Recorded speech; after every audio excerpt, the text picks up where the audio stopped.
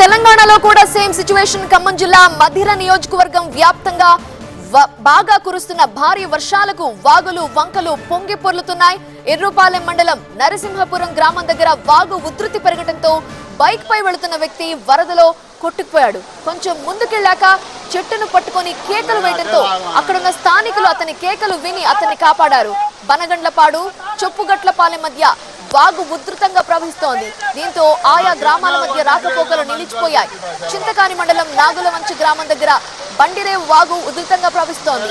దీంతో ఖమ్మం బోనకల్లు మధ్య వాహనదారులను నిలిపివేశారు అధికారులు. రాకపోకల్ని నిలిపివేశారు అధికారులు.